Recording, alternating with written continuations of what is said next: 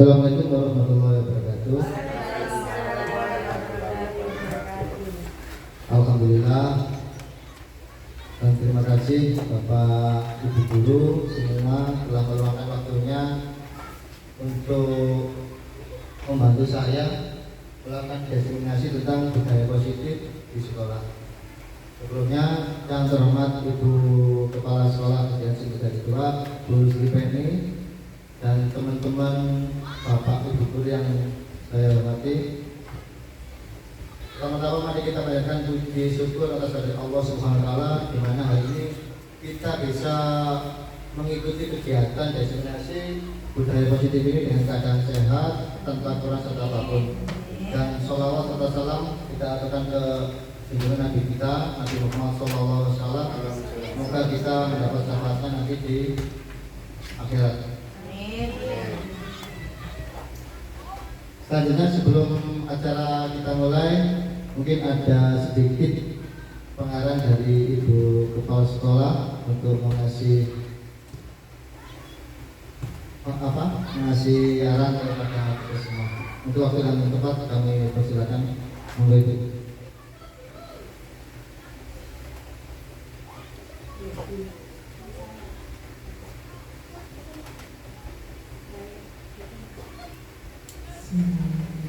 Assalamualaikum warahmatullahi wabarakatuh. Terima kasih atas waktunya yang sangat kami hormati Bapak dan Ibu Guru semua. Pada pagi hari ini kita melaksanakan kegiatan ini membantu Pak Arif dalam tugasnya sebagai guru penggerak. Dan pertama kita memanjatkan rasa syukur kita kehadiran Allah Subhanahu wa taala karena dengan limpahan rahmat serta segala anugerahnya kepada kita sehingga kita bisa melaksanakan kewajiban kita, tugas kita pada pagi hari ini dengan keadaan sehat walafiat, tidak kurang sesuatu apapun, dan semoga kita semua berada dalam lindungan keluarga kita juga dalam keadaan sehat walafiat. Yang sedang sakit kita doakan segera sembuh, yang dapat berobat, yang sedang sibuk dilancarkan, pokoknya yang terbaik buat kita semua. Salawat salam marilah kita curahkan kepada junjungan kita Nabi Abdul Nabi Muhammad sallallahu alaihi wasallam. Allahumma sholli ala sayyidina Muhammad. Semoga kita diakui sebagai umat Rasulullah, selalu mendapatkan syafaat di dunia maupun di akhirat nanti. Amin, amin ya Allah ya Rabbal alamin. Bapak Ibu yang saya hormati, sehubungan dengan materi yang akan disampaikan oleh Pak Ari, mengapa ini penting budaya positif ini? Yang pertama, karena tujuan pendidikan itu adalah terwujudnya generasi penerus yang berakhlak mulia dan berprofil Pancasila, juga untuk meningkatkan mutu pendidikan. Maka guru itu sangat berperan penting untuk mencapai tujuan pendidikan, terutama karena memang guru itu adalah sebagai yang menjalankan tugas dalam mencapai tujuan pendidikan. Mengapa penting? Itu yang pertama, karena budaya positif itu bertujuan untuk membentuk, menumbuhkan, mengembangkan karakter anak didik. Nah, yang berhadapan langsung dengan anak-anak itu kan panjenengan Bapak Ibu Guru. Jadi mengapa ini materi ini sungguh-sungguh sangat penting kita dalami lagi, walaupun sebenarnya secara sehari-hari kita sudah banyak melaksanakan kegiatan. Apa itu budaya positif? Bapak Ibu sudah melaksanakan, tapi nanti akan lebih jelas, lebih detail akan dijelaskan oleh Pak Arif supaya kita dalam mendampingi anak-anak itu lebih baik lagi. Walaupun kita dari datang sampai pulang sebenarnya kita sudah menjadi contoh bagi anak-anak dalam pembentukan karakter. Nah, nanti akan diberikan penjelasan yang lebih, tetapi Bu Penny akan lebih mengungkapkan kenapa kok kita itu berperan penting dalam menumbuhkan, mengembangkan budaya positif di sekolah. Yang pertama, posisi kita, bagaimana kita memposisikan diri berhadapan dengan anak-anak dalam berperilaku, maupun dalam bertutur kata. Jadi posisi kita bagaimana? Dalam Merdeka Belajar, sekarang itu pembelajaran adalah berpihak pada murid. Demikian juga kita dalam mengembangkan budaya positif ini, kita juga harus berpihak pada murid. Bagaimana kita bisa memposisikan diri dengan benar. Biasanya guru kan yang pertama itu dia posisinya itu bisa jadi penghukum. Misalnya kalau anak-anak itu kurang benar dalam melakukan sesuatu, biasanya kita itu lebih cenderung untuk menjadi penghukum. Nah, ini kita sadari bahwa memang baik, tapi anak-anak itu patuhnya itu karena takut, bukan karena kesadaran. Takut melakukan sesuatu tanpa kesadaran dari anak-anak. Nah, bagaimana kita bisa mengubahnya dari hukuman itu menjadi pendekatan atau restitusi. Jadi mengubahnya dari hukuman menjadi pendekatan kepada yang lebih lembut mungkin. Kalau orang kadang awas, kalau nggak begini awas, biasanya kita lebih seperti itu. Kemudian yang kedua, posisi kita itu seringkali menjadi membuat anak itu merasa salah, kayak membuat yang tertuduh, yang bersalah. Seperti itu biasanya kita itu. Pengalaman saya menjadi guru juga demikian. Biasanya kita itu lebih itu tadi, membuat anak itu menjadi posisi salah. Nah, nanti Bapak Ibu bisa memposisikan diri yang lebih baik itu seperti apa ya. Berikutnya, posisi kita sebagai manajer. Kalau kita sebagai manajer, kita bisa mengatur sendiri seperti apa. Seperti itu. Jadi kita bisa memposisikan diri seperti apa. Mungkin hukuman atau kita bisa mengapresiasi anak-anak itu dengan cara kita bisa melaksanakan atau memberikan reward, ujian. Kemudian kita beri hadiah kalau anak-anak yang bisa melaksanakan sesuatu itu dengan baik. Bagaimana kita memposisikan diri sebagai guru atau sebagai pengajar terhadap anak-anak, terutama untuk ini pembiasaan. Nah, mengapa itu sangat penting? Yang kedua, guru itu adalah penuntun, menjadi pamong bagi anak-anak, menuntun anak-anak untuk menjalani kebiasaan. Nah, karena membentuk karakter anak itu bukan hal yang mudah, sangat sulit kita itu untuk membentuk karakter anak itu sangat sulit. Makanya dari kecil kita harus bisa membiasakan. Makanya penting sekali untuk membudayakan budaya positif ini di sekolah kita supaya anak-anak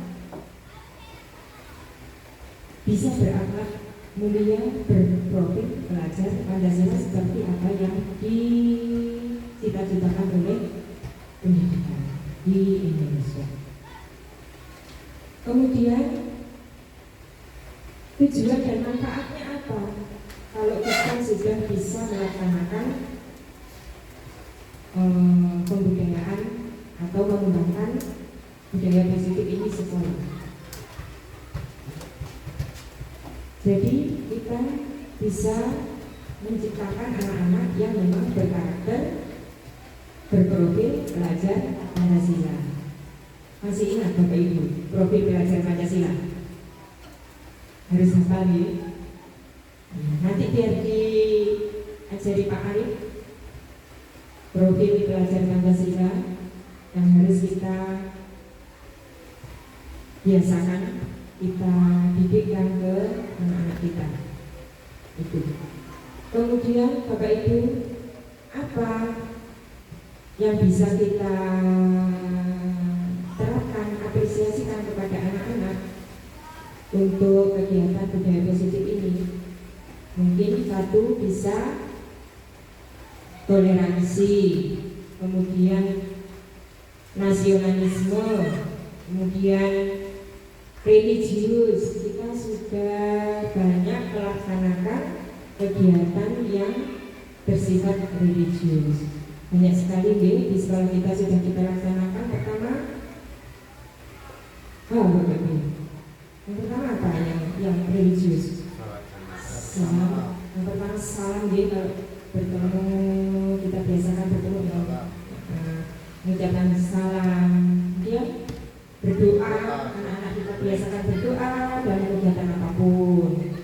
Kemudian kita kegiatan sholat berjamaah, kemudian istighosah, kemudian tadarus, kemudian peringatan hari besar agama. Kita sudah banyak sekali melakukan, membiasakan anak-anak latihan untuk kegiatan yang religius. Mungkin melaksanakan kegiatan takziah, kemudian menengok teman yang sakit, itu juga termasuk kebiasaan kita kepada anak. Banyak sekali yang sudah kita laksanakan. Nanti lebih dalam akan disampaikan secara rinci, secara detail supaya kita bisa lebih paham.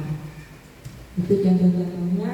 Kemudian apalagi Bapak Ibu, banyak sekali yang sudah kita laksanakan. Kemudian kalau nasionalisme, ya kita peringatan hari besar. Seperti kemarin lomba-lomba dalam rangka 17 Agustus, upacara bendera, kemudian menyanyikan lagu wajib nasional, menyanyikan lagu Indonesia Raya. Nah, kemudian apalagi banyak sekali anak-anak itu harus taat aturan sekolah, mentaati tata tertib sekolah. Nah, mentaati tata tertib sekolah. Bisa panjenengan jelaskan kepada anak-anak apa-apa tata tertib sekolah yang harus kita laksanakan. Kemudian disiplin, tepat waktu, memasuki kelas, berbaris dulu, kemudian tidak terlambat. Itu juga melatih disiplin anak-anak supaya memiliki karakter. Kemudian kejujuran, kita sudah melatih anak-anak juga. Kejujuran ini sudah kita terapkan juga di sekolah kita. Alhamdulillah banyak sekali yang sudah kita terapkan berhubungan dengan ini budaya positif. Kemudian bertutur kata, demikian sopan. Kita sudah seringkali Bapak Ibu juga memberikan contoh kepada anak-anak itu 5S, itu juga termasuk melaksanakan budaya positif. Kemudian yang perlu juga saya sampaikan itu, kita mulai dari mana membudayakan anak-anak ini? Kita mulai dari mana? Yang pertama harus kita itu diri kita sendiri, barulah kita bisa ke anak-anak, barulah kita keluarga sekolah yang lain. Jadi memahami dulu, kemudian kita harus bisa menjadi contohnya.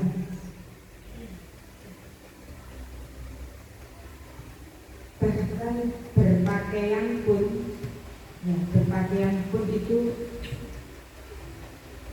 saya tadi mendengar sendiri bahwa benar sekali anak-anak itu menilai. Mendengar sendiri dan saya tahu itu. Jadi seperti kemarin berarti dalam kalau saya matur kepada Bapak Ibu guru, karena kita itu menjadi contoh, jadi apapun anak-anak itu ternyata biji menilai. Nah, cara berpakaian tadi itu sudah saya dengar bahwa anak-anak itu menilai, Pak Arif kok hari ini pakaiannya kok rapi sekali. Ya, dengan anak-anak itu langsung itu. Nah, jadi kemarin kalau saya matur tentang berpakaian, berarti tidak ada salahnya bagi saya untuk mengingatkan Bapak Ibu, anak-anak itu langsung mencontoh panjenengan. Bahkan dari kita berpakaian, apalagi tutur kata kita, kemudian perilaku kita, pasti anak-anak itu mencontoh. Nah, jadi upayanya kalau kita diharapkan bisa membudayakan yang positif-positif, berarti kita harus bisa menjadi teladan yang positif, menjadi teladan yang baik. Saya berterima kasih sekali kalau ini materi ini disampaikan kepada Bapak Ibu guru, bukan berarti saya lebih baik boten, Pak Arif mungkin merasa lebih baik juga boten, tetapi kita itu pasti perlu refresh. Walaupun kita memahami ilmunya, tapi kadang kalau enggak di ibarat HP itu kalau enggak dicas kembali itu kadang dalam hal apapun itu saya kira begitu. Kita makan saja gitu. Makan tuh kalau pancet pecel ya pasti kita itu perlu refresh dan seger-seger. Barangkali kan begitu. Demikian juga ilmu ini. Kita itu sejak menjadi guru sampai sekarang di rumah dimanapun berada, kita itu sudah bisa memberikan contoh kepada siapapun. Tetapi terkadang namanya kita itu suka ya ada kadang mungkin terpengaruh apa kita kadang lupa, mungkin seperti itu mengikuti mode zaman yang begini. Tapi harus ingat kembali bahwa kita itu adalah menjadi contoh atau teladan bagi anak didik kita dalam hal apapun. Itu pesan saya, nanti biar disampaikan Pak Arif lebih lengkap lagi. Kalaupun kita sudah paham, kita mengingat kembali. Kalaupun kita ini sebagai pengayaan kita, oh saya harus begini, saya harus memulai lagi, saya harus meningkatkan. Nah, bisa menjadi refleksi bagi kita untuk ke depan melaksanakan pembiasaan itu seperti apa. Nah, karena sudah banyak sekali. Kemudian kemarin juga ternyata sedikit saya mempelajari itu termasuk kegiatan seperti mengunjungi perpustakaan, itu juga termasuk di situ. Dan saya terima kasih Pak Tio kemarin sudah langsung ketika Bu Peri matur monggo sedikit dibenahi perpustakaan. Saya kemarin masuk itu ternyata sudah bersih, sudah rapi, tinggal sedikit lagi sudah bisa dimanfaatkan untuk anak-anak kembali, karena kemarin memang masih campur aduk seperti itu. Kemarin sudah mulai ditata dengan baik, itu juga bisa dijadikan salah satu cara untuk meningkatkan budaya positif di sekolah. Banyak sekali hal-hal dan itu sudah kita laksanakan. Mudah-mudahan anak-anak kita juga nantinya dengan pembiasaan yang kita jalankan benar-benar itu terbawa terus dalam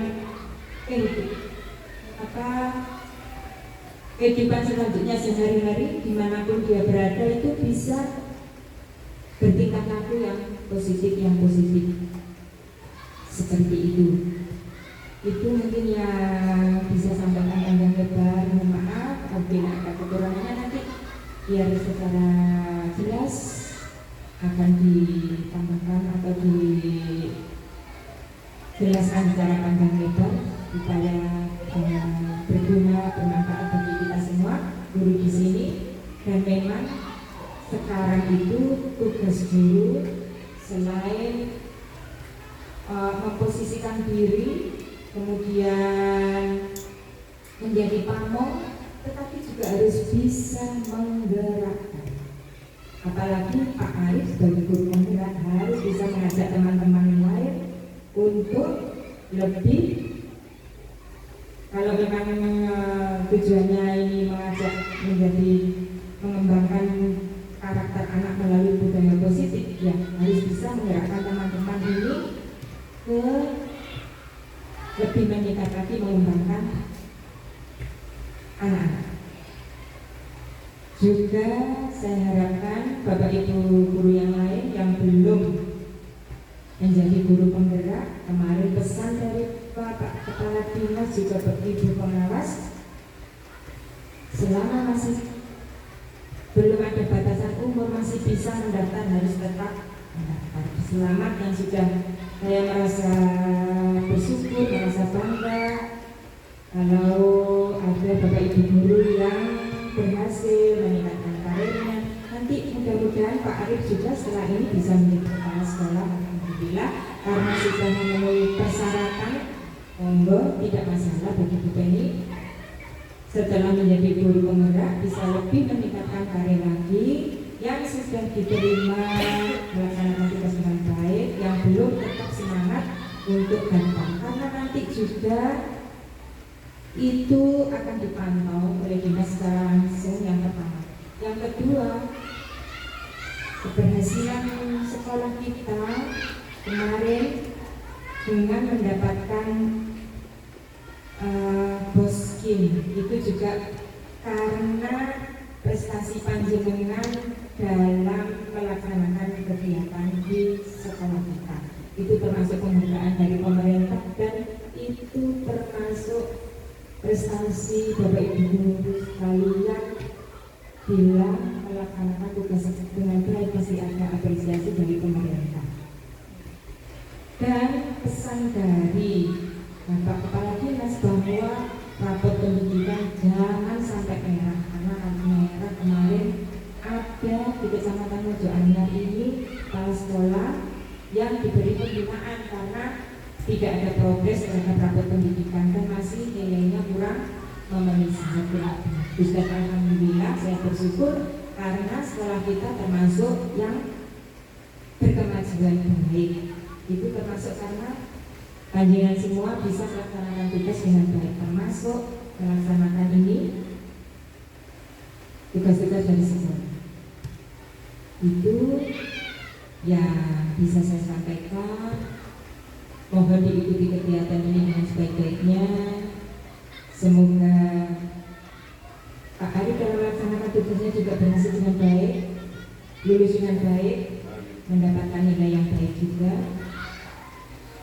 Kalau ada kekurangannya, saya mohon maaf yang sebesar-besarnya. Saya akhiri. Wassalamualaikum warahmatullahi wabarakatuh.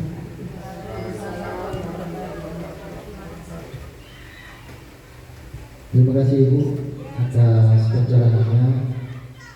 Tentunya saya lanjutkan tentang materi kita hari ini tentang budaya positif. Secara garis besar tadi sudah disampaikan semua oleh Bu Penny. Mungkin di sini saya akan lebih menekankan lagi tentang budaya positif. Sebelum kita melakukan materi budaya positif, ini ada kesepakatan kelas yang harus kita sepakati bersama. Apabila di kesepakatan ini masih ada yang kurang, bisa ditambahkan. Kesepakatan kelas hari ini yang pertama adalah menjaga kebersihan lingkungan, ruangan, Yang kedua, seluruh peserta memiliki kesempatan untuk berpendapat.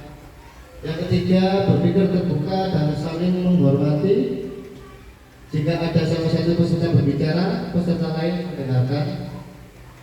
Yang selanjutnya, berpendapat telah dipersilakan. Berpartisipasi penuh dan aktif berkolaborasi. Yang terakhir adalah mengikuti semua sesi dengan perasaan gembira. Jadi kita melakukan sesi ini dengan perasaan gembira dan senang, nggak ada yang tertekan. Dari kesempatan kelas ini apa perlu ditambahkan? Apa cukup sampai sini aja? Cukup ya? Lanjutnya.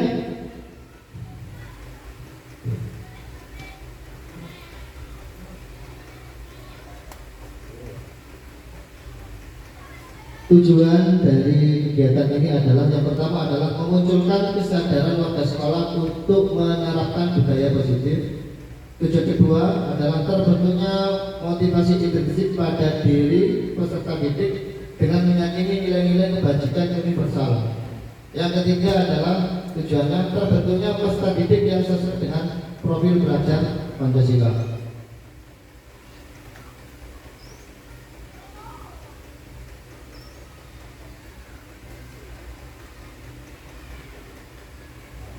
Budaya positif, apa sih Bapak Ibu budaya positif? Monggo dari Bu Ayu bisa menyampaikan apa sih budaya positif itu, atau Tio gambaran dengan budaya positif itu apa? Monggo Bu Ayu. Terima kasih atas kesempatan yang diberikan kepada saya. Menurut saya budaya positif yaitu perilaku di mana warga sekolah semuanya harus bersifat dan bertutur kata sesuai dengan peraturan yang ada di sekolah, tata tertib yang ada di sekolah. Misalkan, setiap pagi anak-anak sudah melakukan budaya positif melalui 5S, yaitu salam, senyum, sapa, sopan, dan santun. Yang kedua, budaya positif yang sudah dilakukan di sekolah ini yaitu dengan melakukan jamaah, ya, salat berjamaah, istighosah dan sebagainya, dan juga dengan selalu mengikuti tata tertib yang ada di sekolah, misalkan berangkat pagi sesuai dengan jam yang sudah ditentukan. Begitu Pak Arif, terima kasih. Terima kasih Bu Ayu. Ya, hampir semuanya benar yang disampaikan Bu Ayu adalah kebiasaan-kebiasaan yang sering kita lakukan di sekolah itu nantinya akan menjadi budaya positif di sekolah. Mungkin ada yang perlu ditambahkan dari Pak Tia, apa sih budaya positif itu? Bisa? Oke, kalau sudah selanjutnya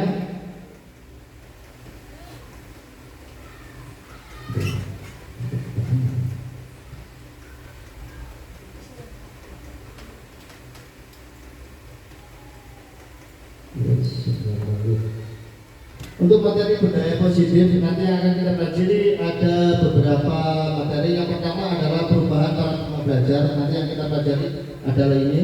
Yang pertama perubahan paradigma belajar. Yang kedua disiplin positif dan nilai-nilai kebajikan universal. Yang ketiga motivasi perilaku manusia. Yang keempat keyakinan kelas, di mana nanti kita akan membuat sebuah keyakinan kelas di kelas kita masing-masing ataupun di sekolah. Yang kelima adalah kebutuhan dasar. Yang keenam posisi kontrol restitusi. Yang terakhir adalah segitiga restitusi. Segitiga restitusi ini adalah bagaimana cara kita menangani masalah pada peserta didik.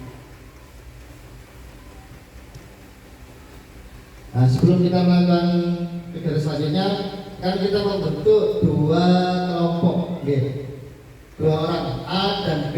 Mungkin Bu Penny sama Bu Ayu, Bu Budi sama Bu Nisa, Pak Tia sama Bu Dini. Nah, silakan terserah siapa yang menjadi A, siapa yang menjadi B. Kesepakatannya ada satu kertas nanti ini, tugasnya adalah teman yang B, ya ini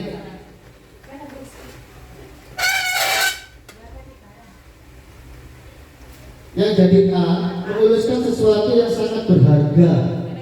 Menurut jenengan apa yang paling berharga di siapa yang menjadi A? Tadi yang menjadi A. Yang menjadi A, Bu Ayu sama Bu Penny, Bu sama Bu Nisa, Bu Dini sama Adio. A dan B saja. Cobalah cari kertas kecil, tuliskan benda atau sesuatu yang sangat berharga untuk Anda yang jadi A. Letakkan di salah satu tangan Anda dan genggam benda atau sesuatu tersebut dengan segala daya buatan sebuah kepala. Jadi dengan tulis sesuatu yang paling berharga buat jenengan, jangan diperlihatkan ke teman yang B. Dengan tulis bebas. Tulis yang A. Yang menulis adalah yang A. Bu Penny jadi A, Bu Ayu B, Bu Nisa jadi A, Bu Is jadi B. Aku B. Terus G bebas monggo. Oke. Yang jelas lagi yang A menuliskan sesuatu yang paling berharga buat jenengan. Jangan sampai yang B itu lihat dulu nggih. Habis itu digenggam di tangan terserah, boleh tangan kanan, boleh tangan kiri, digenggam ke kanan. Terus teman yang B akan mencoba dengan sekuat tenaga dengan berbagai cara meminta Anda memberikan benda tersebut. B bisa membujuk, bisa dengan membujuk, bisa dengan mengancam. Ayo, mana kertasnya? Boleh dengan mengancam, boleh dengan merayu, dengan yang manis-manis, boleh dengan menyuap. Kalau nanti tak kasih uang 100.000, apa saja yang dapat membuka kepala tangan Anda. Monggo. Sudah ditulis? Kalau sudah ditulis, bisa digenggam erat. Silakan merayu. Silakan merayu. Oke, Anda sendiri dengan siapa? Silakan bisa dirayu, boleh diancam.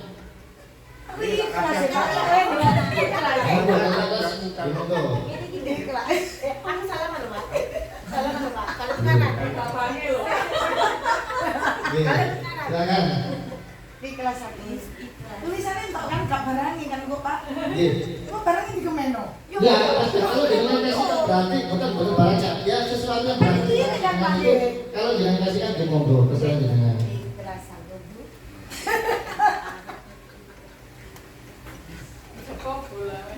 Silakan sudah. Saya kasih kesempatan 2 menit untuk merayu. Entah ini diberikan atau tidak, terserah yang panggil. Monggo. Monggo nggih. Boleh berdiri. Nggih, praktek dulu monggo. Diwakili satu aja. Mau sama aku Bapak Tio. Silakan.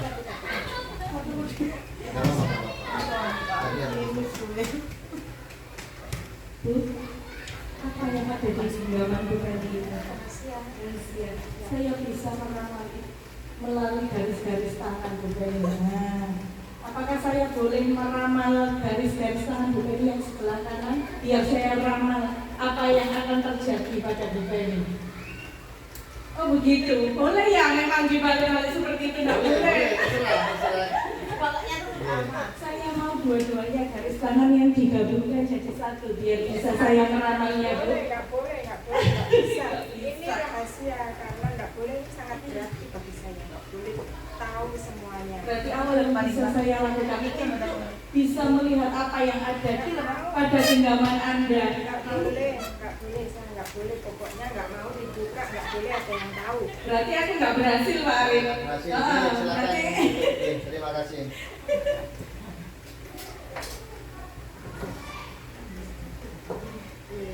Nah, hasil jelas Bunisa. Selang. Enggak, Bonisa sama Bukis lagi satu lagi. Ini yang berhasil ini, yang berhasil pokoknya. Terserah dengan. Moga Bu. Pokoknya yang berhasil ya Bunisa. Tak selangi kok Bunisa, kalau usah nangis-nangis. Yes. Moga Bonisa sama Bukis.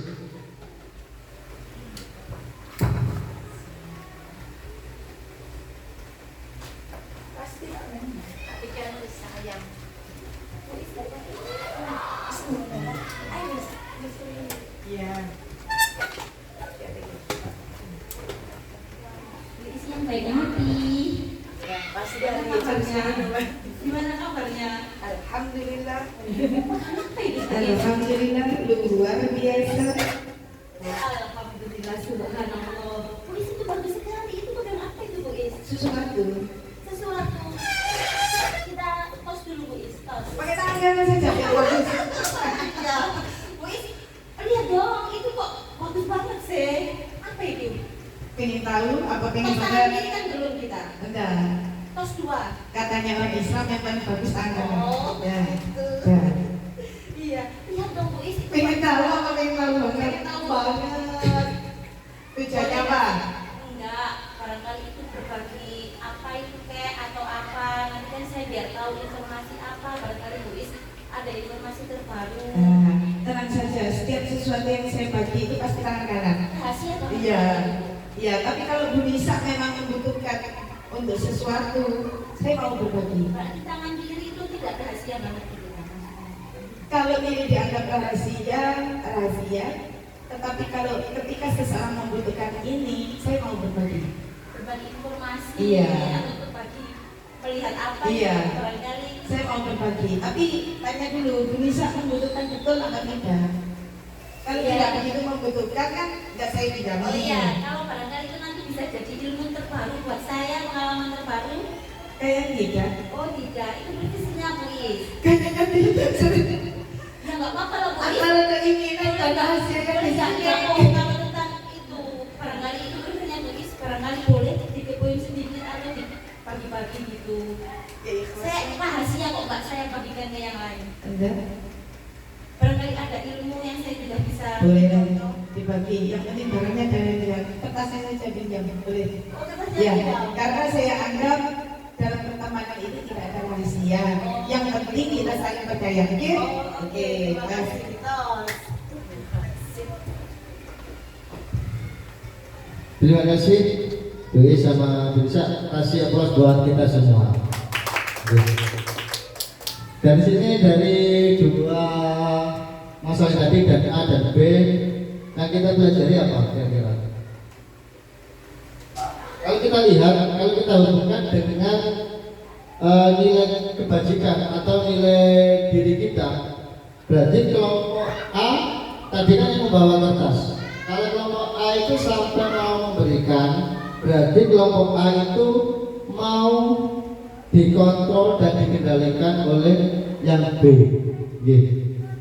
Terus untuk yang B yang dilakukan Bu Nisa itu dia mampu mengontrol dan mengendalikan orang lain. Kalau yang A tadi mengasihkan kertasnya, berarti yang A tadi adalah mau dikontrol dan mau dikendalikan orang lain. Maksudnya di sini adalah misalkan ketika kegiatan sekolah, misalkan menilai kebajikan diri sendiri ya. Misalkan anak berangkat pagi ke sekolah, terus diojok-ojokin sama temannya, wis gak usah berangkat, udah kiri-kiri nyantai apa sih gubuk. Nah, kalau dia sampai terpengaruh, berarti dia mau dikendalikan oleh orang lain. Jadi tidak punya kebajikan yang di hati sendiri, dari hatinya. Seperti kayak misalkan dengan diajak teman mengikuti BMTEK, ayo ikut BMTEK ini biar dapat sertifikasi ini. Tapi kalau keyakinan jenengan, wah nggak perlu, aku sudah punya sertifikat banyak. Berarti jenengan sudah punya nilai sendiri, wis nggak mau dikontrol dengan orang lain. Lanjut. Perubahan paradigma teori kontrol atau teori pilihan ilusi kontrol menurut Dr. William Baxter. Yang pertama adalah ilusi guru mengontrol murid. Yang kedua, ilusi bahwa semua pengantar positif, efektif dan bermanfaat. Yang ketiga, ilusi bahwa kritik dan membuat orang merasa bersalah dapat menguatkan karakter. Yang keempat, ilusi bahwa orang dewasa memiliki hak untuk memaksa. Itu yang pertama, ilusi guru mengontrol murid. Pada dasarnya kita dapat memaksa murid untuk berbuat sesuatu Jikalau murid tersebut memilih untuk tidak melakukannya, walaupun tanpa guru sedang mengontrol perilaku murid, hal demikian terjadi karena murid sedang mengizinkan dirinya dikontrol. Saat itu bentuk kontrol guru menjadi kebutuhan dasar yang dipilih murid tersebut. Teori kontrol yang menyatakan bahwa semua perilaku memiliki tujuan, bahwa terhadap perilaku yang tidak disukai. Seperti yang dikatakan tadi, ini pada dasarnya apa? Kalau ini ilusi guru mengontrol, jadi guru itu mengontrol kamu itu harus melakukan A, kamu itu harus melakukan B, seperti itu. Jadi guru mengarahkan penuh, bukan murid itu menjadi sebuah objeknya, bukan subjeknya. Kalau yang ini. Selanjutnya ilusi bahwa semua penguatan positif, efektif dan penguatan bermanfaat. Penguatan positif atau bujukan. Nah, di sini bentuk-bentuk kontrolnya adalah seperti hal bujukan. Segala usaha untuk mempengaruhi murid agar mengulangi sesuatu perilaku tersebut adalah suatu usaha untuk mengontrol murid tersebut dalam jangka waktu tertentu. Kemungkinan murid tersebut akan menyadari dan mencoba untuk menolak bujukan kita, atau bisa jadi murid tersebut menjadi tergantung pada pendapat sang guru untuk berusaha. Seperti halnya ketika kita membujuk, ayo nanti kalau kamu mau ikut lomba, nanti saya kasih hadiah, seperti itu. Tapi lama-kelamaan dia akan merasa kayak dimanfaatkan, terus apa? Terus pegel, seperti itu. Jadi bukan dari hati nurani dia mengikuti diri sendiri. Yang ketiga, ilusi bahwa kritik membuat orang merasa bersalah dapat menguatkan karakter. Ini ilusi bahwa dikritik gitu ya, menggunakan kritik dan rasa bersalah untuk mengatur murid menuju pada identitas gagal. Mereka belajar untuk merasa buruk tentang dirinya. Mereka mengembangkan dialog diri yang negatif. Kadang-kala sulit bagi guru untuk mengidentifikasi bahwa mereka sedang melakukan perilaku ini, karena seringkali guru cukup menggunakan suara halus untuk menyampaikan pesan negatif. Nah, ini seakan-akan jenengan itu membuat anak itu merasa bersalah. Itu tidak baik ya. Selanjutnya maksud saya.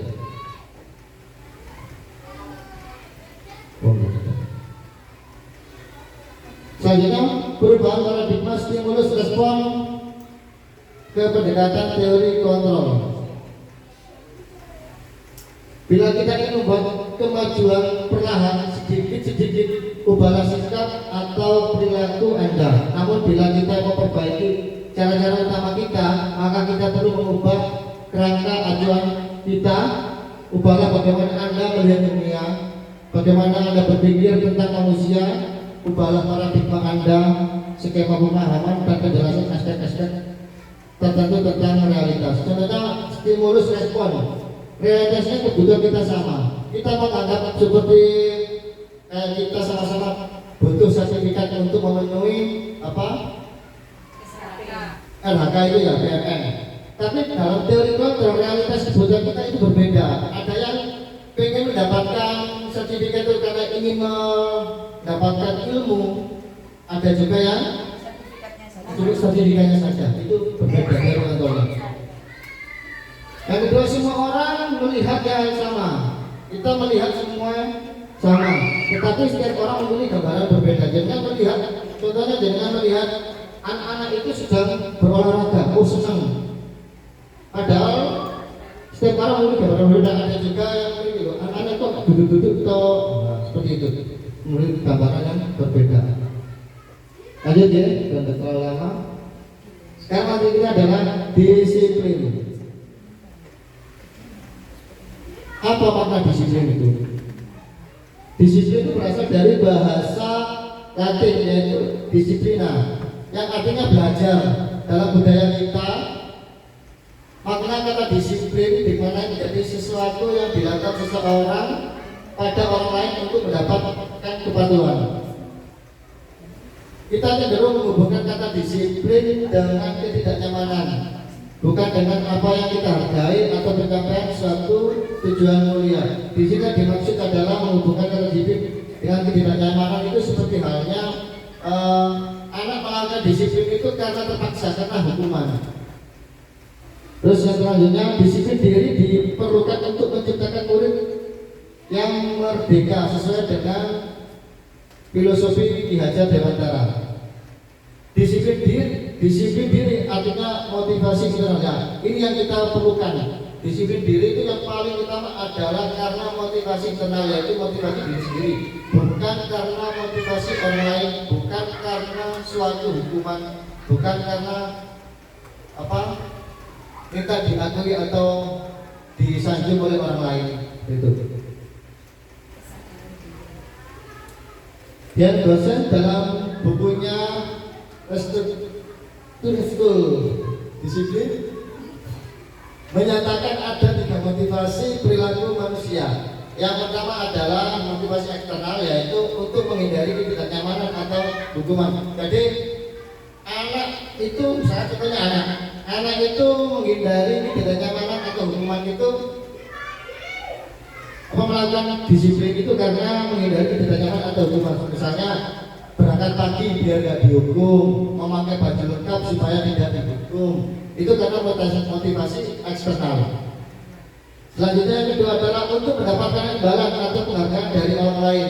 Misalnya kita diminta menjalankan tugas dengan bagus, biar dapat imbalan. Ini DKI sangat, ini disanjung. Nah, seperti itu motivasi eksternal. Yang terakhir adalah motivasi internal, yaitu dari diri kita sendiri untuk menjadi orang yang mereka inginkan dan menghargai diri sendiri dengan nilai-nilai yang mereka percaya. Seperti misalnya anak berangkat sekolah itu karena dirinya sendiri, atas karena diri dorongan hati sendiri. Itu ya. Pergi paham ya? Lanjut. Ya, ya. Konsekuensi atau hukuman. Ya.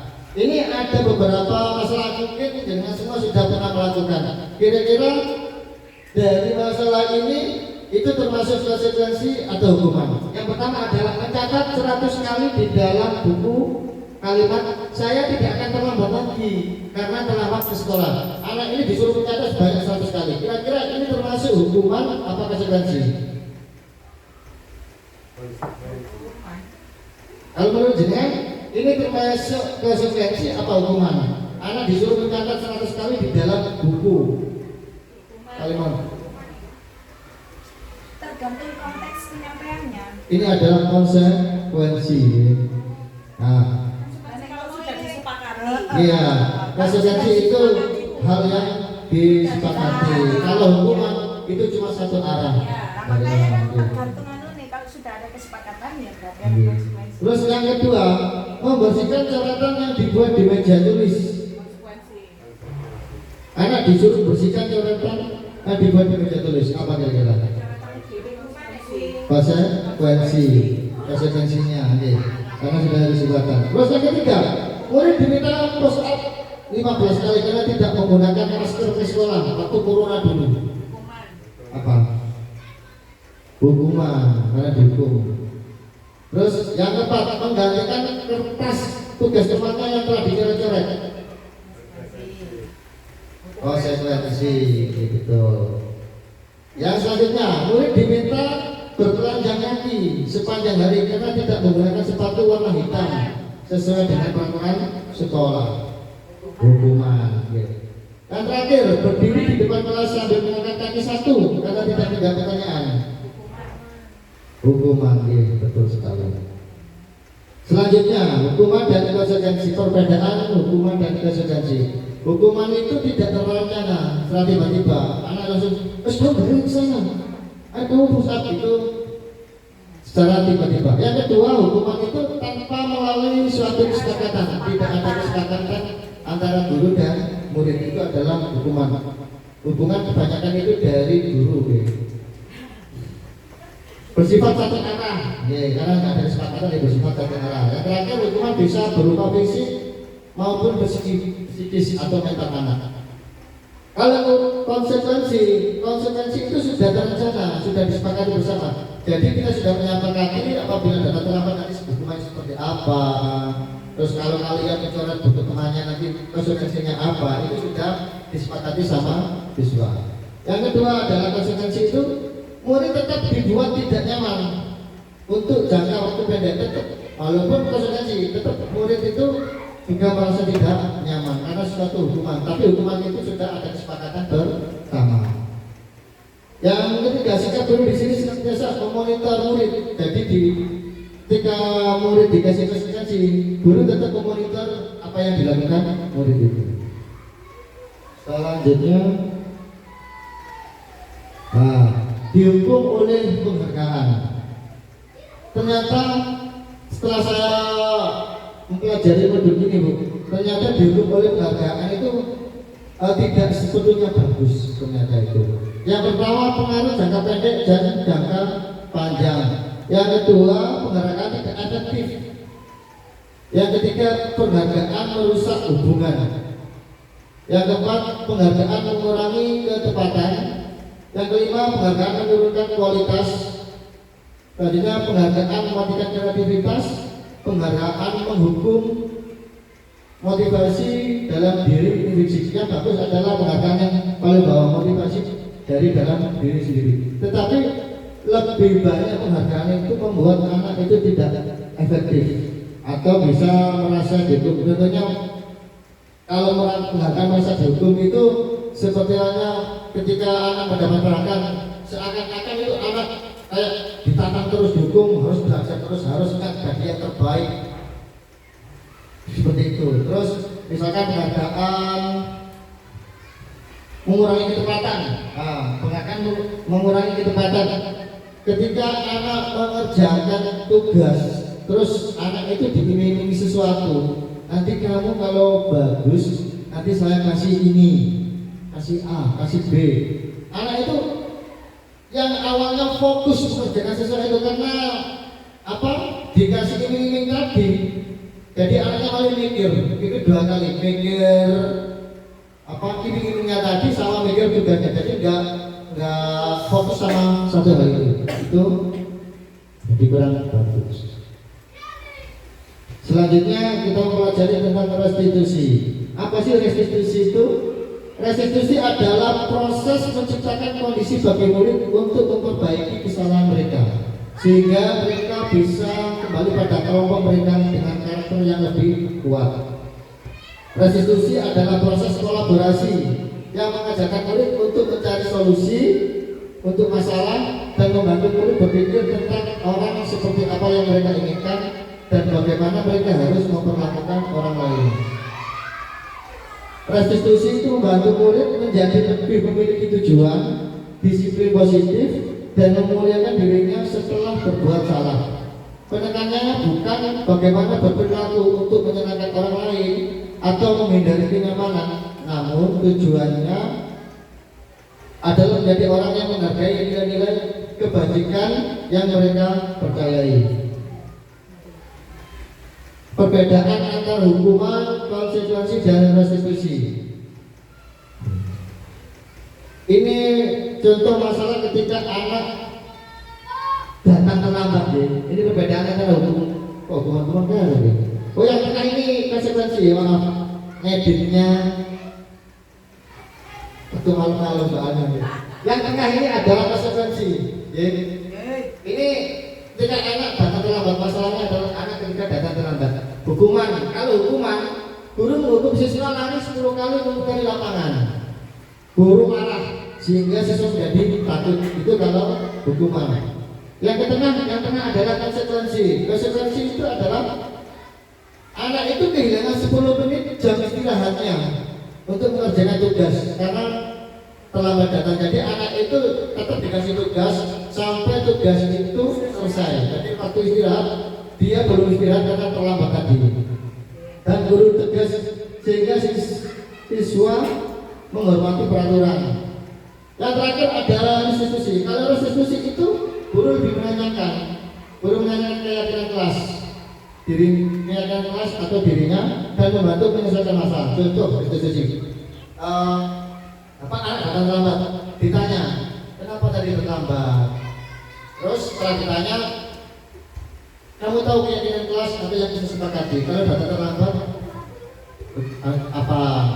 Itu konsekuensinya menanyakan itu. Selanjutnya mencari solusi gimana supaya tidak terlambat lagi. Anak disuruh mencari solusinya. Kedua, guru terbuka dan siswa menghormati diri sendiri dan orang lain. Dari sini paham ya perbedaan hukuman kesosiasi dan restitusi.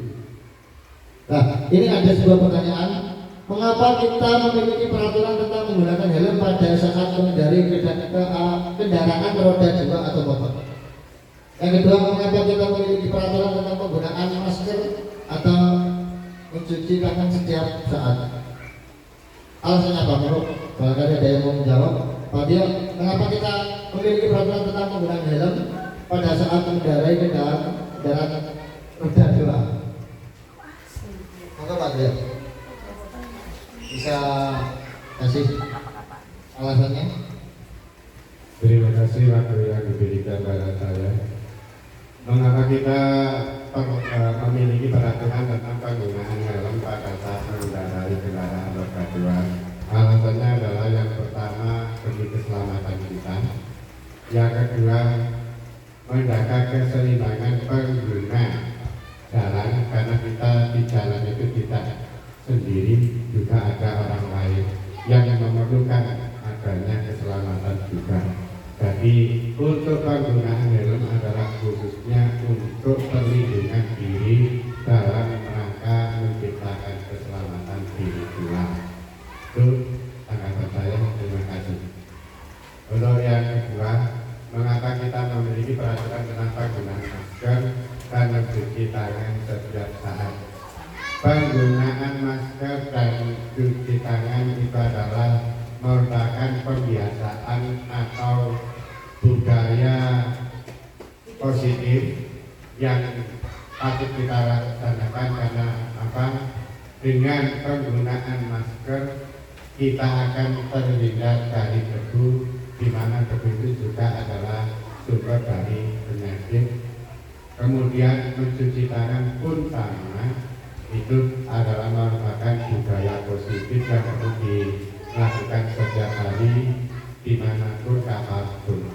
Nah, ini dalam rangka juga untuk keselamatan kita sendiri juga. Terima kasih. Terima kasih banyak.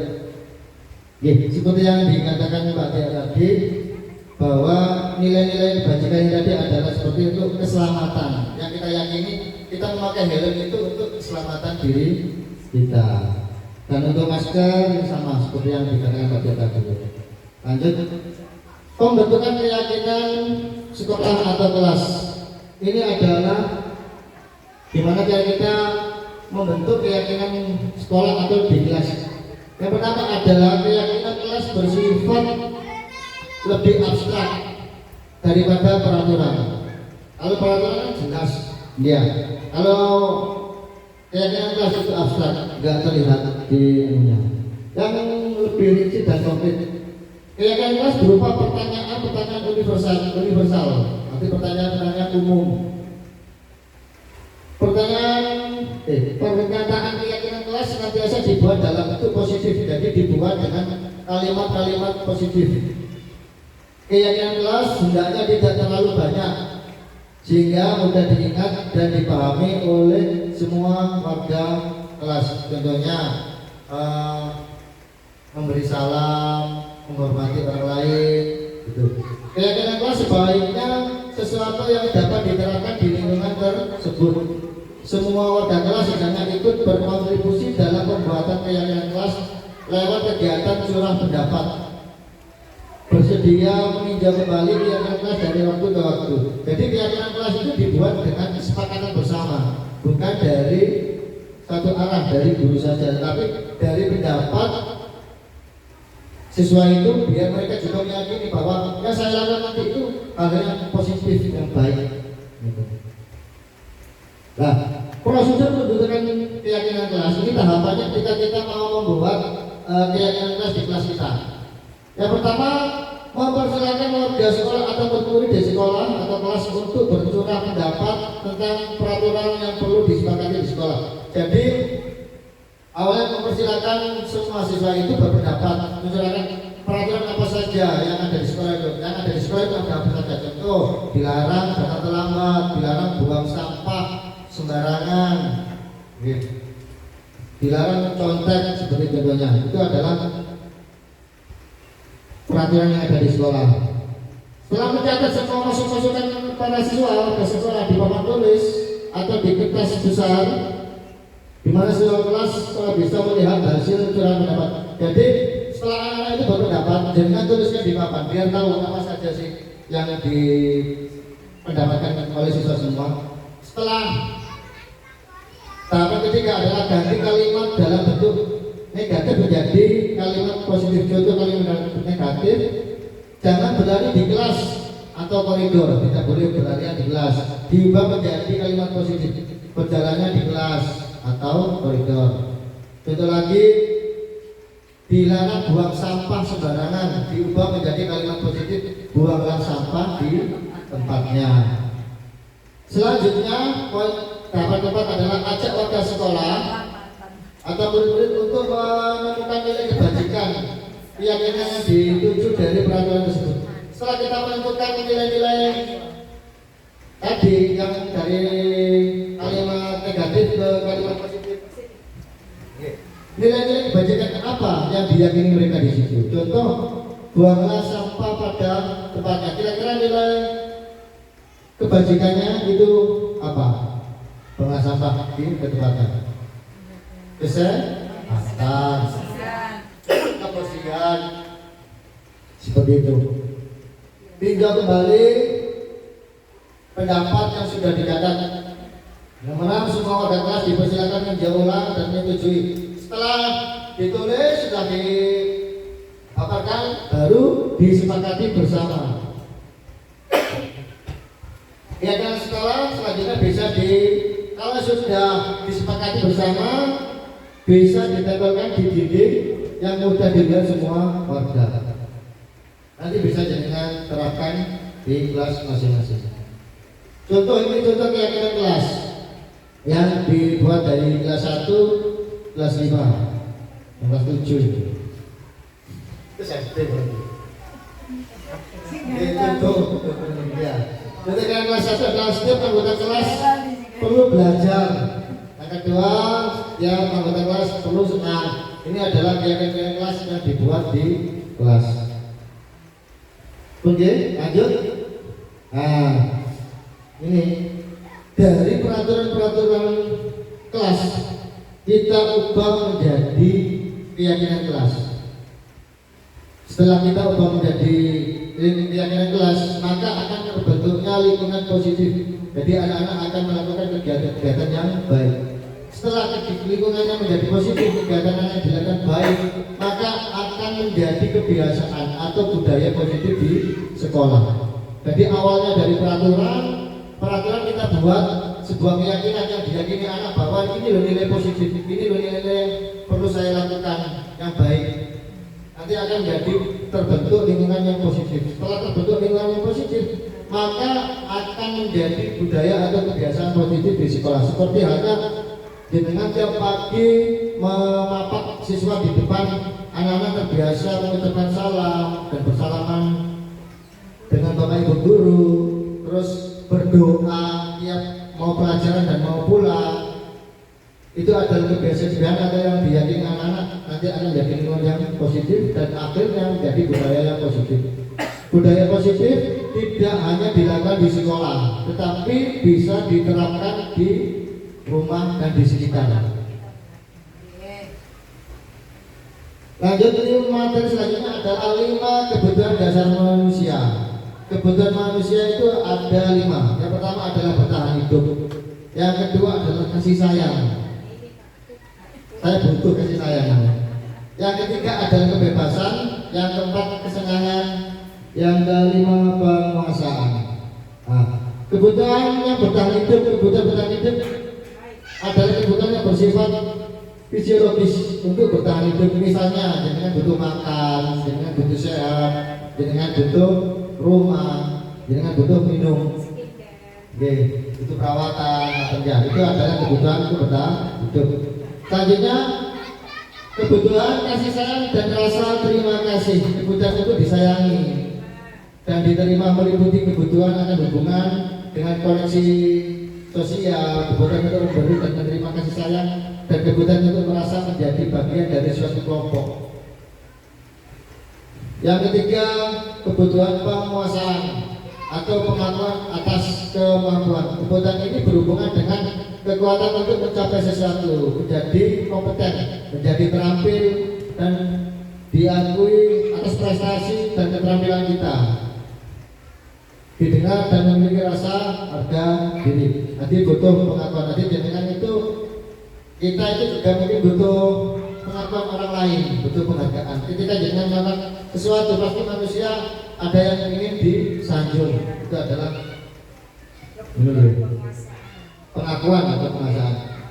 Yang keempat adalah kebebasan. Kebutuhan untuk bebas adalah kebutuhan akan kemandirian, tidak mau dikekang, bebas. Terus kebutuhan kesenangan adalah kebutuhan untuk mencari kesenangan, seperti bermain, butuh tertawa, butuh bahagia. Lanjut, langsung 5 posisi kontrol restitusi. Nah, ini seperti halnya yang tadi disampaikan Bu Beni. Posisi kontrol seorang guru itu ada 5. Yang pertama adalah sebagai penghukum. Seorang penghukum bisa menggunakan hukuman fisik atau maupun hukuman verbal. Penghukum senantiasa mengatakan bahwa sekolah memerlukan sistem atau alat yang dapat lebih menekan murid-murid lebih dalam lagi. Guru seperti ini senantiasa percaya hanya ada satu cara agar penjelasannya bisa berhasil, yaitu dengan cara dia. Jadi karena saya ya, karena saya. Jadi anak itu kalau kita posisi penghukum, ya seperti anak datang lambat, kan kamu kemari, karena kamu datang lambat.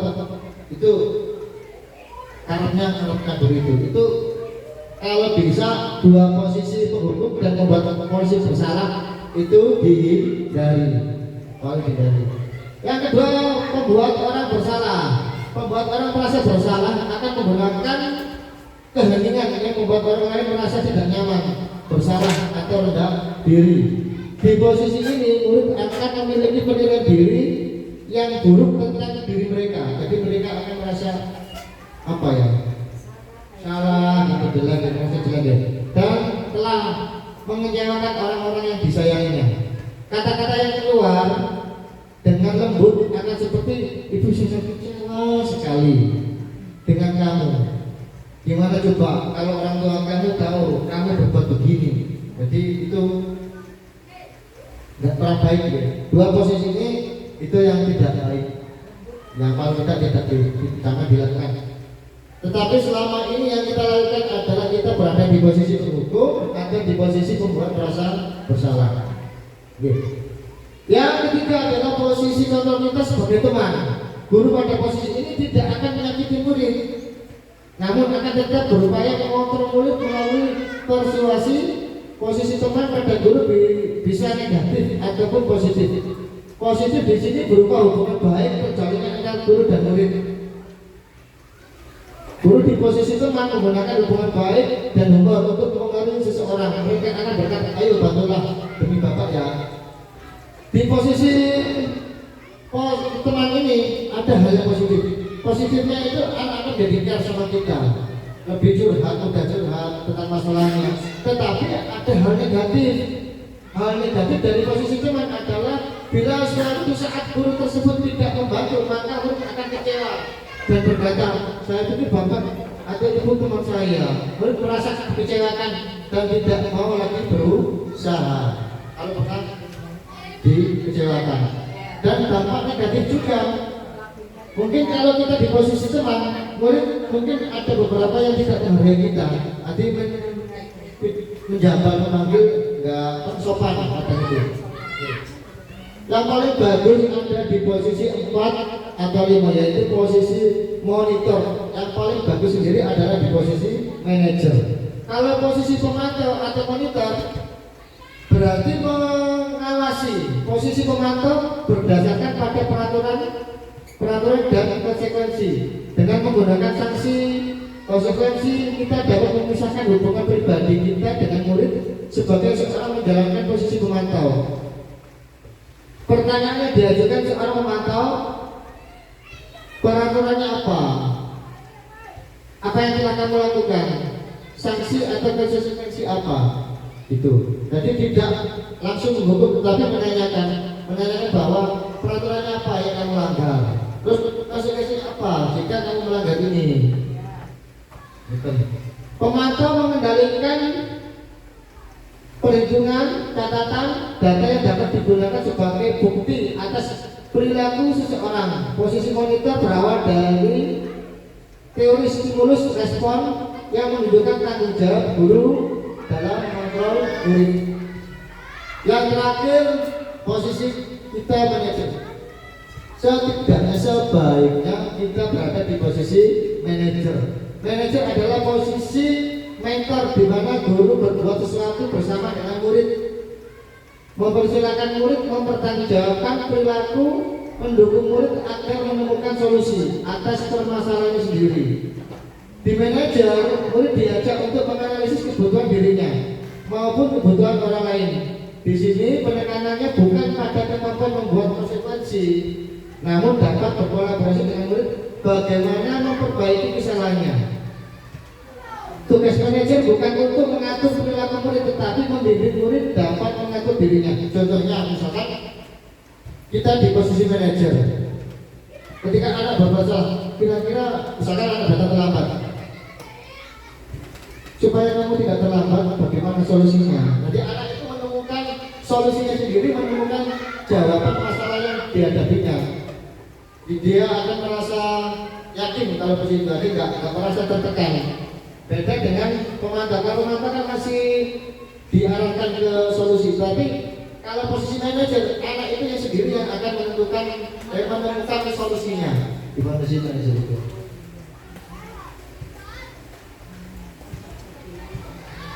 Nah, di sini ada sebuah video tentang 5 posisi kontrol. Monggo disimak.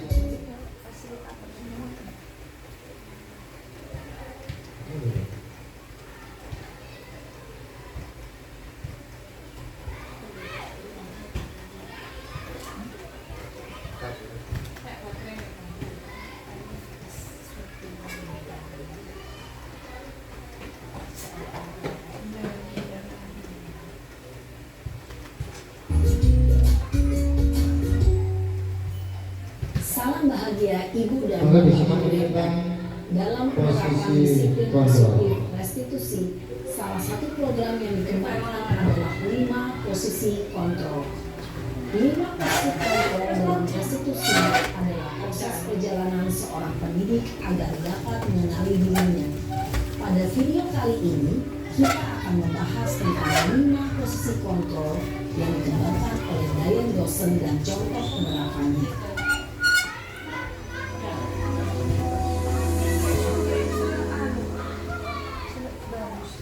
5 posisi kontrol itu adalah 1.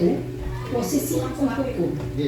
Dilihat dulu Posisi membuat merasa bersalah. 3. Posisi teman. 4. Posisi pemantau atau monitor. Dan 5. Posisi manajer. Untuk lebih memahami kelima posisi tersebut, mari kita saksikan kasus Naren yang terlambat hadir 20 menit di sekolah dan melihat bagaimana kelima posisi kontrol dalam menghadapi masalah tersebut.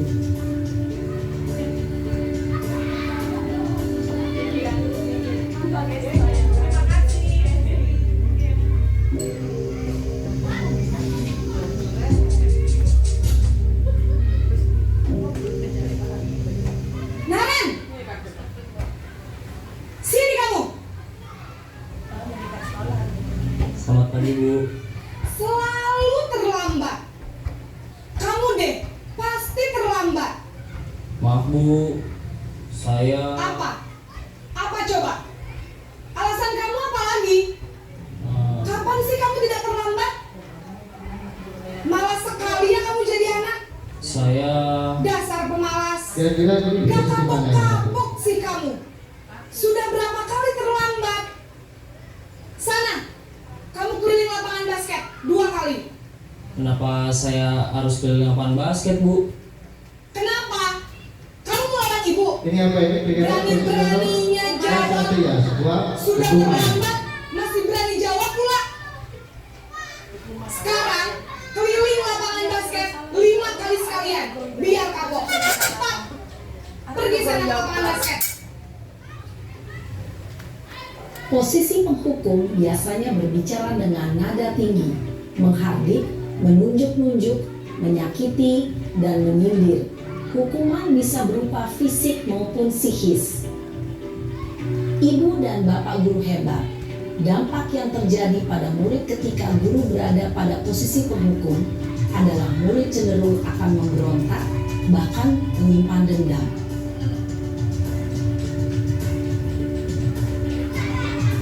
Yang ini kedua selanjutnya posisi pembuat merasa bersalah. Sama kasusnya dia datang terlambat. Cuma yang membedakan nanti adalah nada bicaranya ini. Naren, Jika rumah Selamat pagi Bu. Mentalnya kuat. Naren. Kamu kenapa terlambat Ada. lagi, Nak? Bersalah itu lebih Ya dari kan, itu. Naren. Kamu senang ya bikin ibu susah ya? Kalau kamu terlambat lagi, nanti ibu yang ditegur bapak kepala sekolah, Nak. Jadi anak Disangka ibu tidak bisa membina kepada kamu. gurunya. Duh, gimana ini? Maaf Bu. Duh, Gusti Naren. Kamu suka ya kalau ibu ditegur bapak kepala sekolah? Terus, sekarang ibu harus tulis apa ini di buku absen?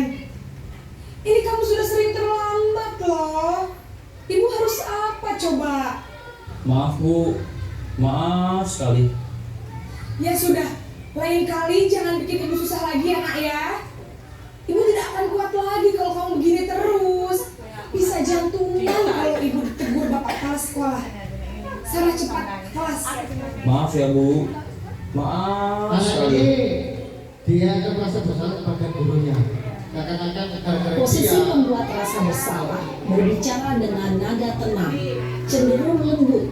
Namun kata-kata yang diutarakan membuat murid merasa menjadi orang yang gagal, memandang buruk dirinya sendiri, merasa tidak berharga, dan tidak sanggup membahagiakan orang lain. Ketika guru mengambil posisi pembuat rasa bersalah, murid akan menganggap dirinya yang bersalah dan ia akan menyimpan emosi negatif tersebut di dalam dirinya. sekarang posisi guru sebagai teman. Naren lagi yang terlambat. Ini tiap hari Naren terus yang terlambat. Kita pernah kali kita sering lalu ibu kayak di dalam. 5 kali kita terlambat. Naren, Mesin cuci. Lainnya. Ekspresinya ya pancet. Beda kalau Lagi, Bu. nada ngomongnya juga berbeda. wah, sudah jam berapa ini, Nak? Terlambat lagi ya, sayang. Iya Bu. Habis ibu saya lupa bangunkan saya Bu. Kamu malah menyalahkan ibu kamu. Kamu bukannya anak yang larinya paling kencang. Kok terlambat sih? Iya Bu. Saya memang terlambat bangun tadi. Jadi biarpun saya lari kencang, tetap gak kekejar Bu. Ya sudah sana. Nanti lain kali larinya lebih kencang lagi ya. Biar gak terlambat lagi. Bikin senang ibu. Demi ibu. Bisa kan? Bisa lah Bu. Ya sudah sana masuk kelas. Ibu beresin urusan absen kamu. Kamu ini ada-ada saja. Bikin gemes gitu ya. Dalam aksi teman, guru berbicara dengan nada suara ramah, akrab, cenderung bersenda gurau untuk menjaga suasana tetap santai. Murid akan merasa senang, aman, dan akrab dengan guru. Identitas yang tercipta adalah identitas sukses atau berhasil. Namun, perlu diingat, karena ini masih dorongan eksternal, maka ada faktor ketergantungan dari murid kepada orang tertentu. Di sini guru aksennya, sehingga di lain waktu murid bisa berperilaku baik, namun hanya kepada orang-orang tertentu saja. Kalau tentunya dimaksud ini adalah yang care sama dia. Kalau sama orang lain mungkin dia akan melakukan kesalahan. Selanjutnya di posisi pemantau. Naren, Naren lagi ya, Naren lagi. Selamat pagi Bu. Naren, apa peraturan sekolah kita tentang jam berapa kita harus masuk sekolah, nak? Kita harus di sekolah jam 7 Bu. Iya betul, sekarang sudah jam 7.20. Naren sudah tahu konsekuensinya jika terlambat hadir. Paham Bu, saya harus tinggal kelas pas jam istirahat selama 20 menit. Iya benar, konsekuensinya demikian. Jadi nanti jam 9.30 pas istirahat, kamu harus tinggal di kelas, kerjakan tugas tambahan untuk ketertinggalan kamu, ya? Baik Bu. Lebih menekankan ke Posisi pemantau mengandalkan penghitungan atau data untuk mengontrol murid. Guru mengarahkan murid berdasarkan peraturan dan konsekuensi. Seorang pemantau menunjukkan bahasa tubuh dan ekspresi wajah yang datar dan cenderung formal.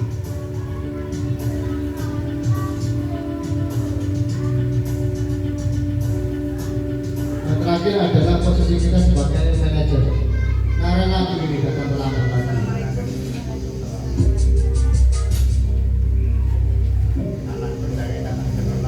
Naren,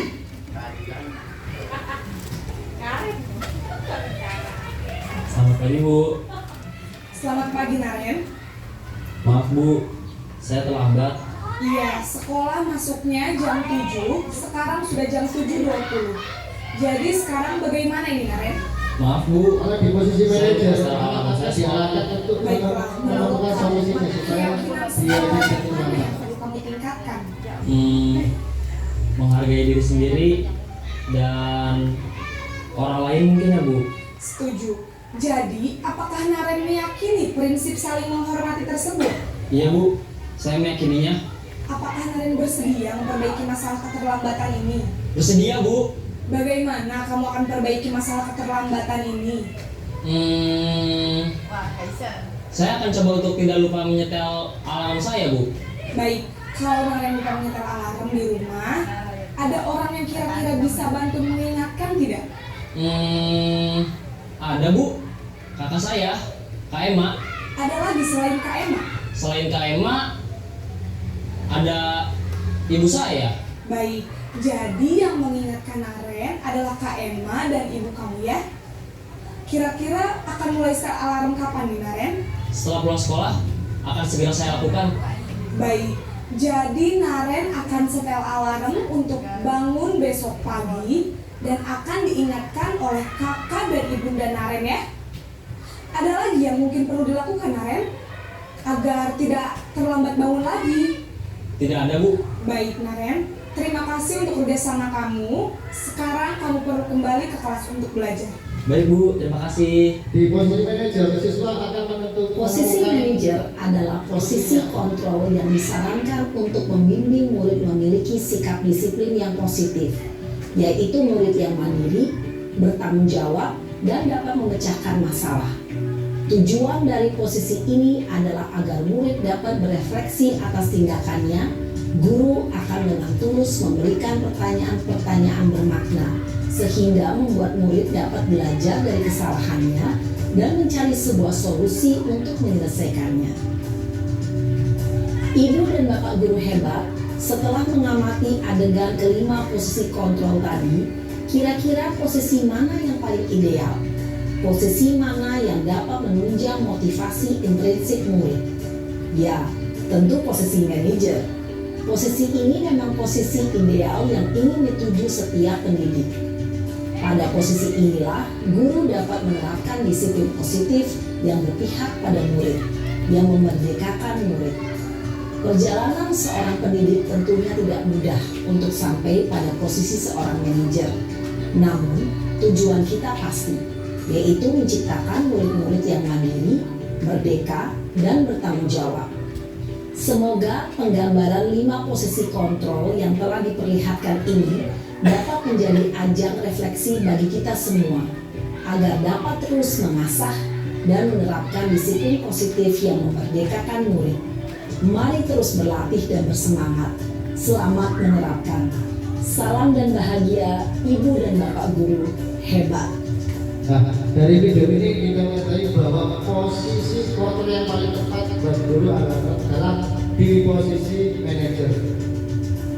Kedepannya mau tidak kita bisa memposisikan di posisi manajer, minimal di posisi pemantau.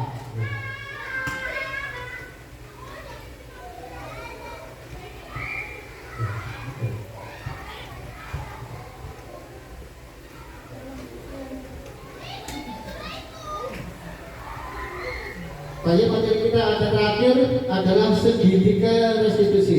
Segitiga restitusi ini adalah bagaimana cara kita menyelesaikan masalah siswa. Dari segitiga restitusi ini ada 3, yaitu validasi. Yang pertama adalah validasi kebutuhan.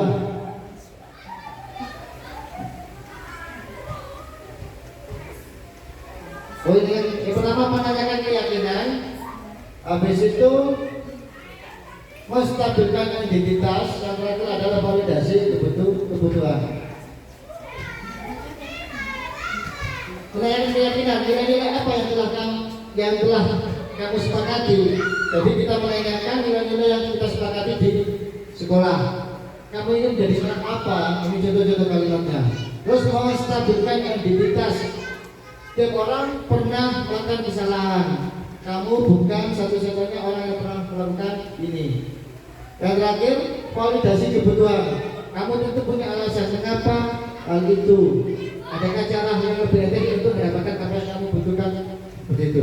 Untuk lebih detailnya, kita lihat video selanjutnya. Bagaimana cara penerapan segitiga restitusi? Silakan menyimak video lagi. Salam dan bahagia Ibu dan Bapak Guru hebat. Pada video kali ini kita akan membahas tentang salah satu program disiplin positif yang diterapkan di lingkungan sekolah yang dikenal dengan nama restitusi.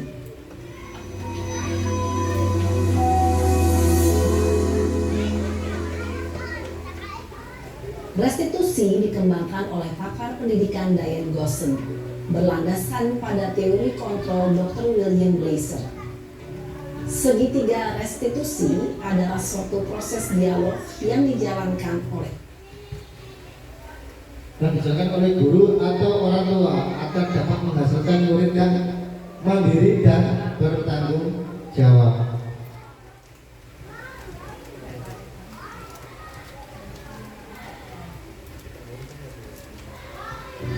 atau orang tua agar dapat menghasilkan murid yang mandiri dan bertanggung jawab. Pada saat guru di posisi manajer, aspek yang dikembangkan pada murid adalah motivasi intrinsik, sehingga penanaman nilai-nilai kebajikan dapat tumbuh dan berkembang menjadi suatu kebiasaan positif yang akhirnya membentuk karakter murid. Proses dialog ini terdiri dari 3 langkah yang digambarkan pada ketiga sisi pada segitiga restitusi. Sisi pertama adalah menstabilkan identitas. Sisi yang kedua adalah validasi tindakan yang salah. Dan sisi yang ketiga adalah menanyakan keyakinan. Ibu dan Bapak Guru, berikut ini akan ditunjukkan bagaimana seorang guru berada dalam posisi manajer menggunakan penerapan segitiga restitusi.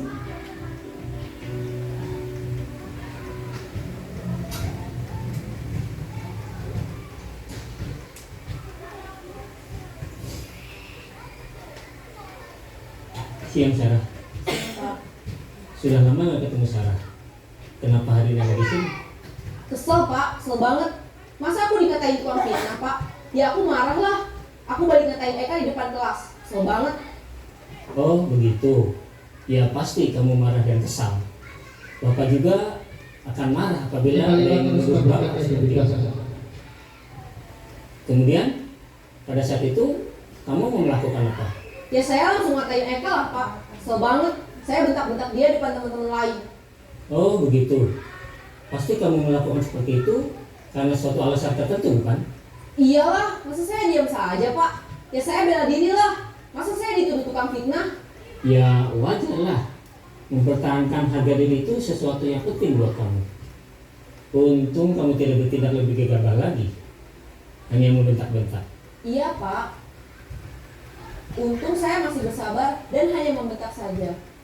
Sudah gemes padahal. Saya pasti bela diri lah. Ya pasti ya.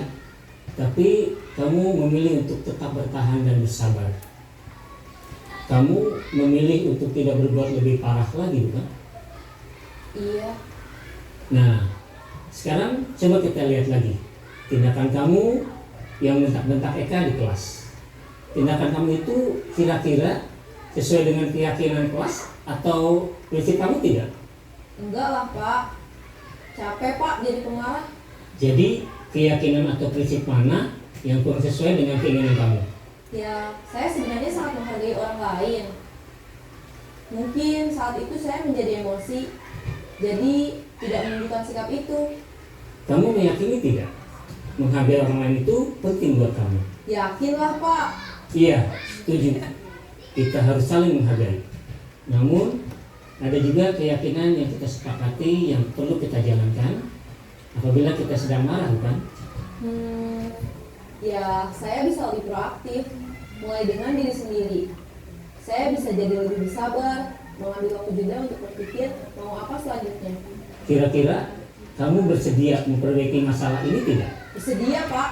Kalau kamu memperbaiki masalah ini, kamu akan menjadi orang seperti apa? Saya akan menjadi orang yang bertanggung jawab kali ya Pak. Dan senantiasa proaktif. Iya, menurut kamu bagaimana rasanya menjadi orang seperti itu? Ya nyaman lah, bangga bisa bersabar dan menahan diri. Baiklah kalau begitu. Yuk kita pikirkan bagaimana memperbaiki masalah ini.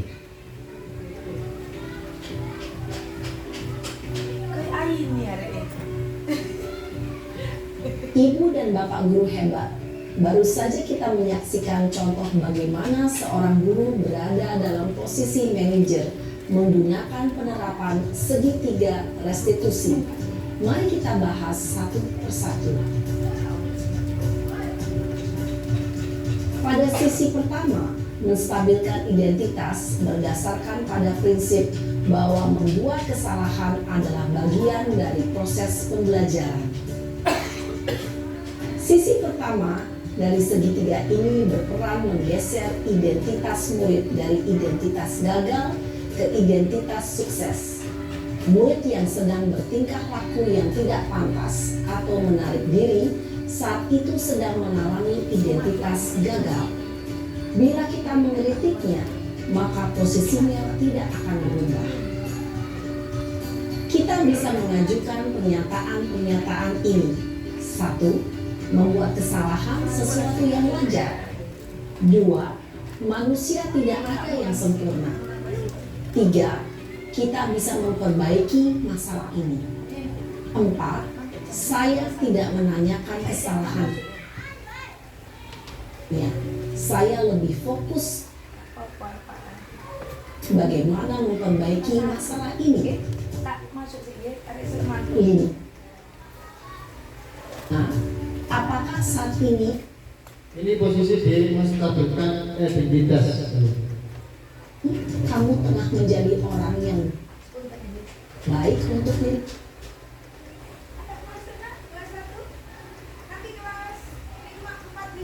dirimu sendiri?